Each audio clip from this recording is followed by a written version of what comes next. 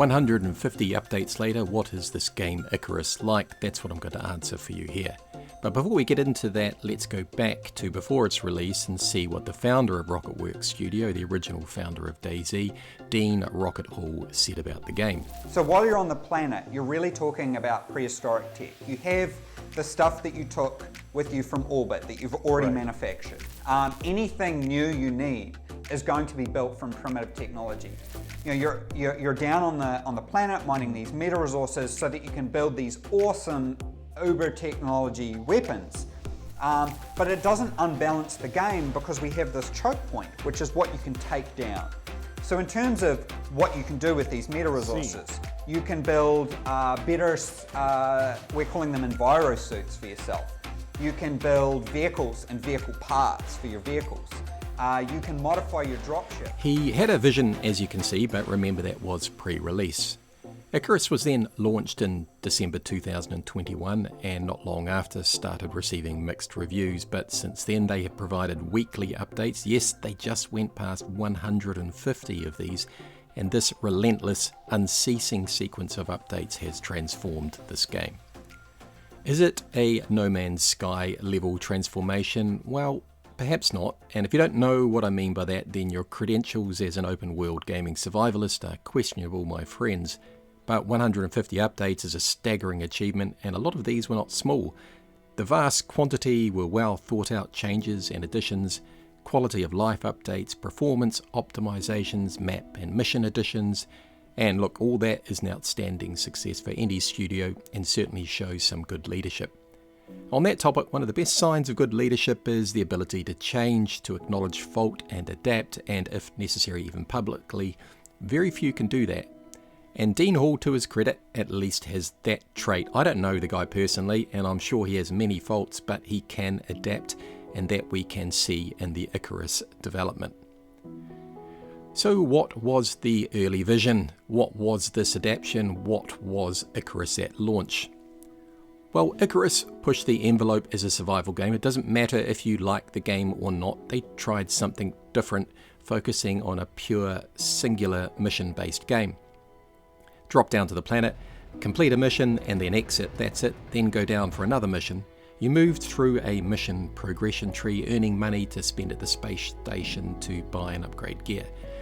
It was an odd but original concept, and in theory allowed the developers to modify the game rapidly to change the experience for the player dramatically between missions.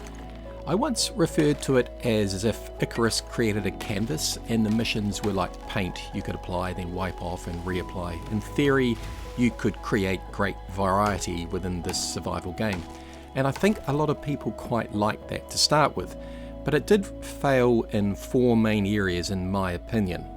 And that was one, to understand that players do tire of always starting anew. For most players there is a limit to repetition. And two, the game loop didn't work well, the missions felt disconnected, the space station was incomplete, which should have linked it all. And three, there was no feel of consistency or permanence. You often spent days building in a spot to complete a mission, then once completed you exited, only for your next mission to drop you down to the exact same spot, and all signs or traces of your previous time were gone, even though you may have just been there 5 minutes ago, real time for you as a person. And I guess finally, a lot of the missions were simply pretty lame, which really didn't help anything at all. Now, that singular mission focus started to irritate people, and its audience was, after all, a survival player base, and survival games aren't just about fighting the elements, they need something tangible to keep you connected through the many hours of gameplay, to connect you to the world that you're surviving in. That's, I guess, why survival players like to build and develop. But despite this, when people did play, they noticed that the mechanics were solid. The building was good, it looked good, and it felt good, and everything tied well together. The simple tasks like chopping trees, collecting materials felt correct. They had rightly focused on making the simple things in the game feel worthwhile. You got the right feedback to your survival and building grind. So when Dean said this back in the pre-release days, I guess he got this part right. Those basic gathering mechanics of what you do in every survival game and trying to make those as satisfying as possible. And the environment, the world, the map, Olympus in particular, because that was the first one launched, to be exact, felt alive. It really did. And they openly stated how they'd learnt from games like Valheim. They understood that you want players to explore, you want players to build outposts, outstations as you travel outwards. They wanted the world to feel alive, and they wanted a tangible feeling of exploration, and I guess they got that right. But there were some other early problems as well, on top of the ones that I'd mentioned. Some trailers and early statements promised too much, a bit like what Dean Hall said back at the beginning of this video. Some said they promised things to lure players to the game and never delivered on them.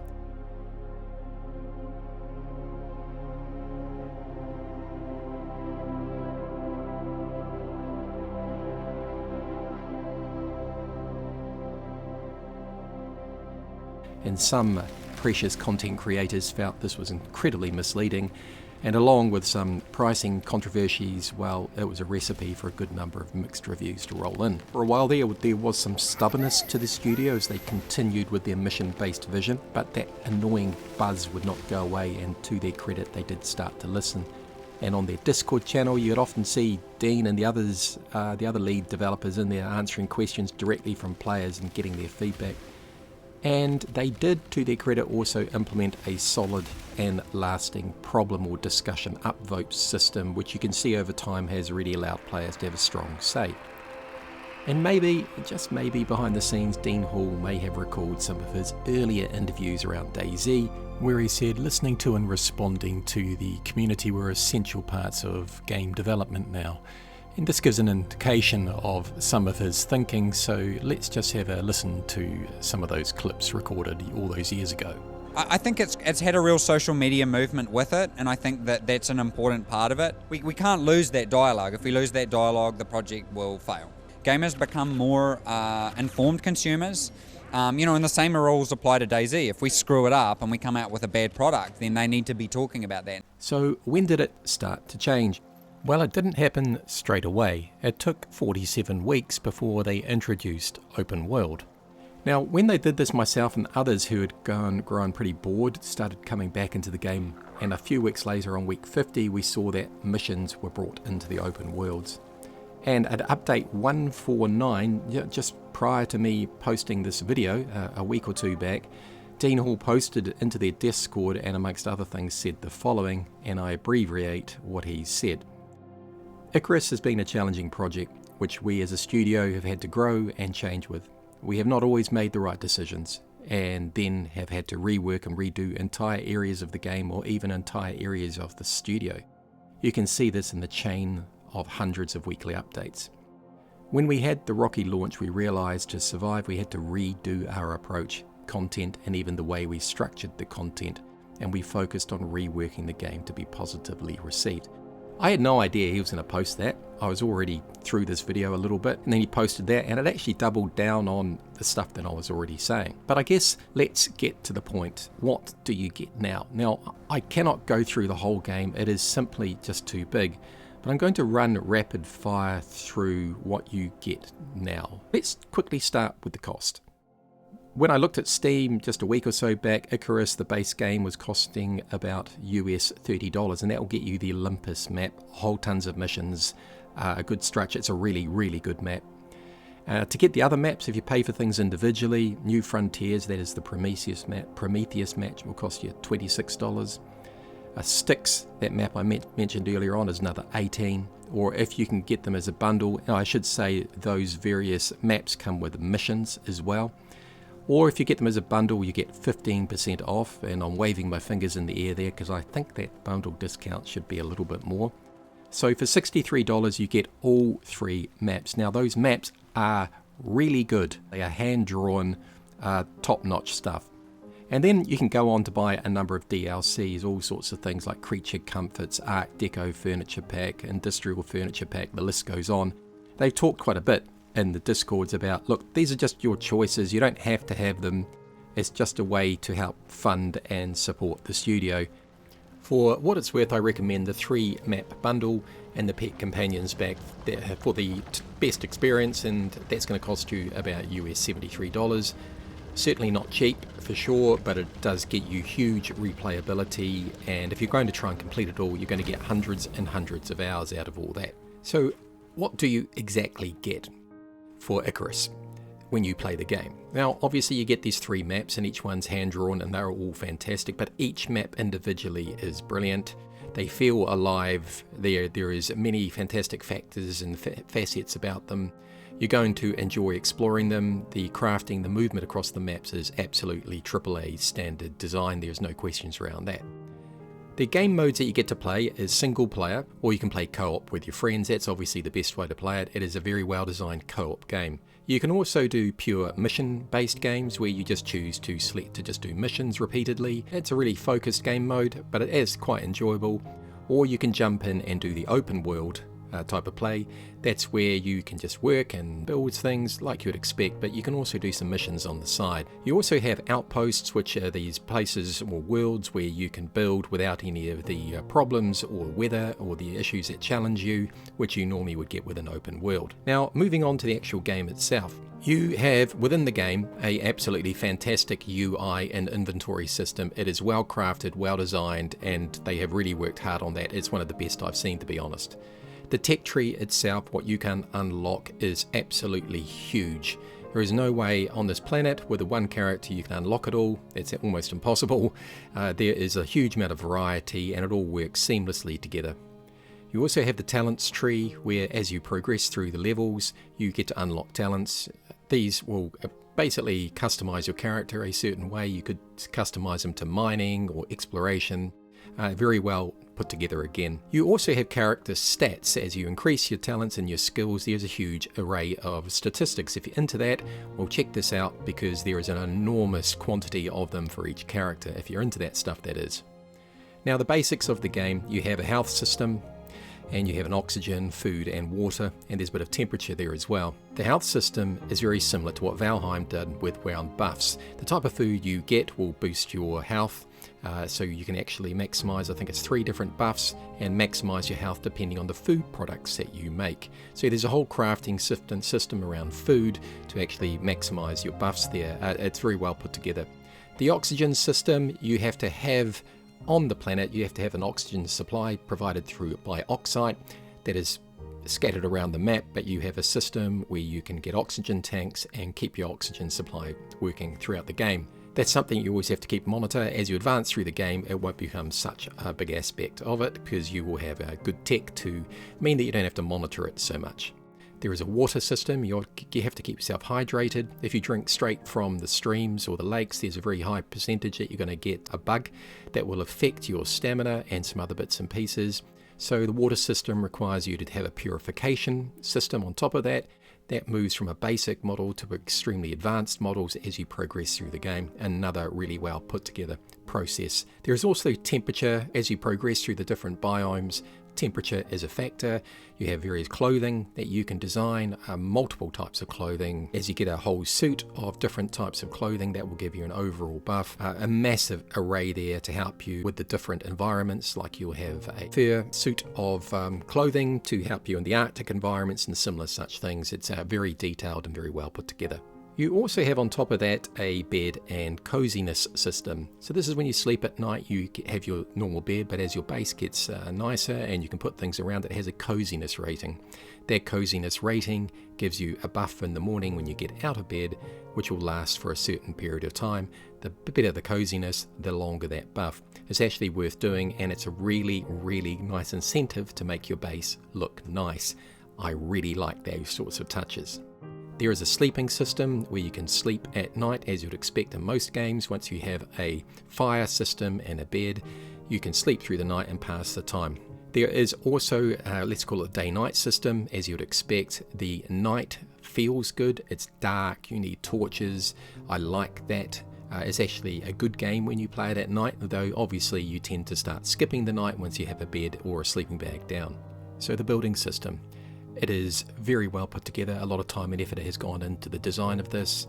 You can put things down easily. There's lots of options to choose from. The destruction and pulling them down is easily. You get the resort, they get the pieces back. You can put them back up. Very well put together for quick crafting, but you do have to have a bit of a grind process for the higher end materials. You can build from thatch, wood, concrete, stone, and actually quite a range of different materials, including glass. And when you add lighting systems and a variety of other deco parts to them, like railings, etc., you can build some absolutely fantastic buildings, some of the best that you're going to build in a survival game. There is also a very detailed electrical system. When you get an electrical tool, you can start to place down wiring, and as you'd imagine with the electrical system, you have all the bits and pieces that you can put down, like lights, etc.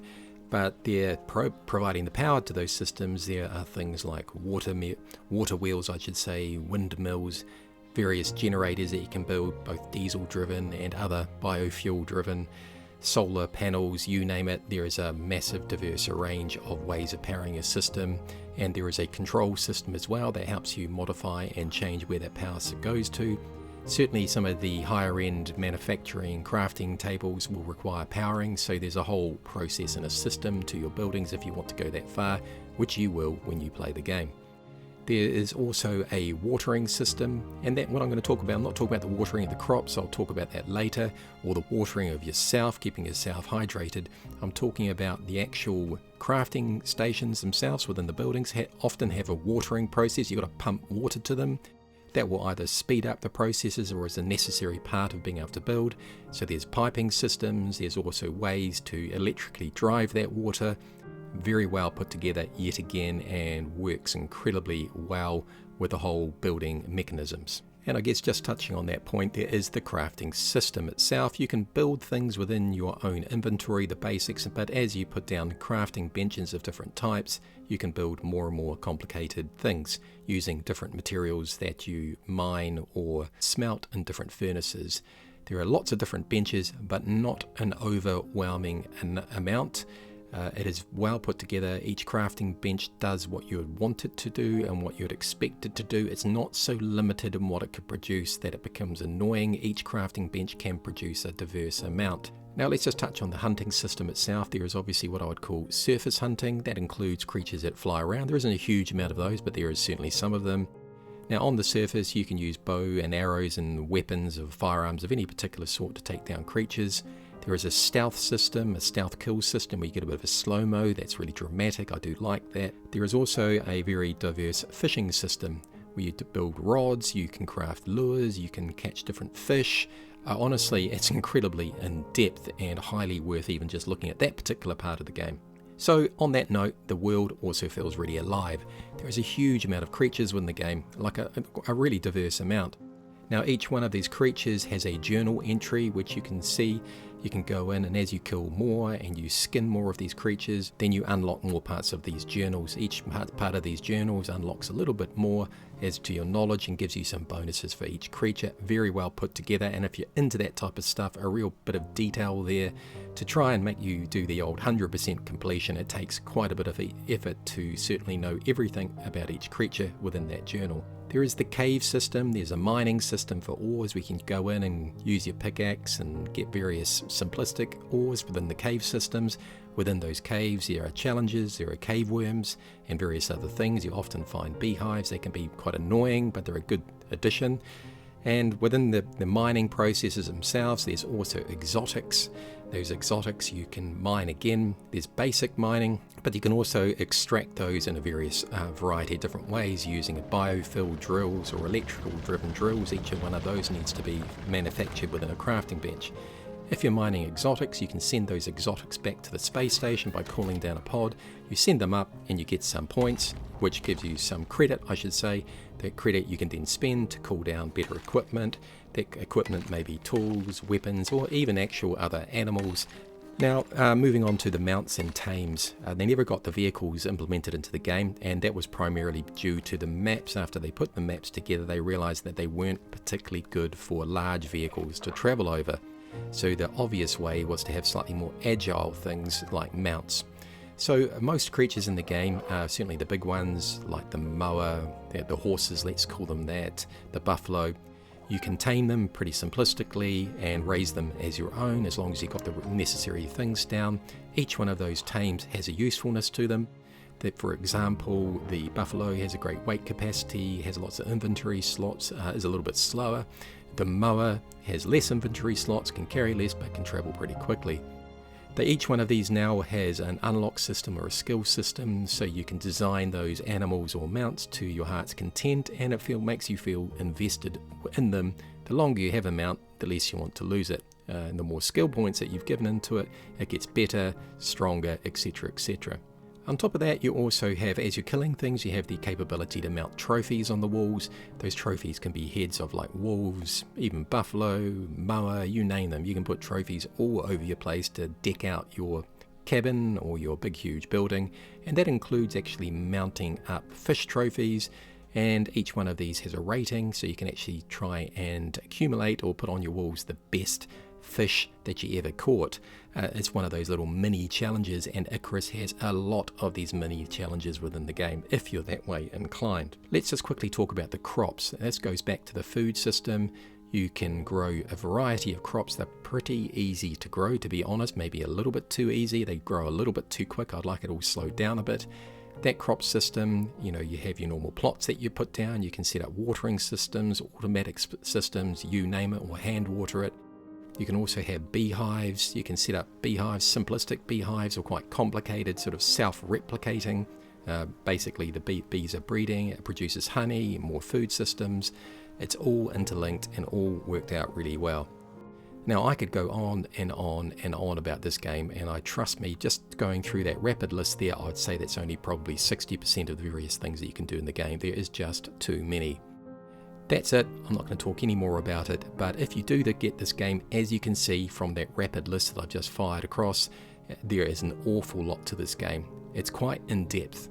I would say that Icarus at the moment, generally speaking, is a very, very good game. However, it is a little bit pricey if you're trying to buy all of it, but you will get huge replayability to that. There's definitely that aspect to it. And also, perhaps I would say, it feels a little bit soft. I would love you to have some wandering monsters wandering around that were a real challenge. Once you hit a certain level, more difficult creatures started to spawn in. I would like to see that to the game to make the worlds a little more challenging, because once you have a concrete base set up and got some walls around, really there isn't much that's going to challenge you in the kind of the basic environment. I always harp back to one of the great things about when I used to play Ark was you have your base set up, particularly if you're doing single player or whatever, and then a T-Rex spawned in. There was always that element to the world around you, and I feel Icarus needs that. But that would be like icing on the cake right now. Generally speaking, I would say Icarus is definitely worth a buy. If you don't mind coughing up a little bit more money, it's definitely not an indie game, it's definitely in that high-end game now, but this is what you're going to get. Thanks for watching. Really hope you appreciate it. Please don't forget to like and subscribe. It's always appreciated, and it genuinely does help me out.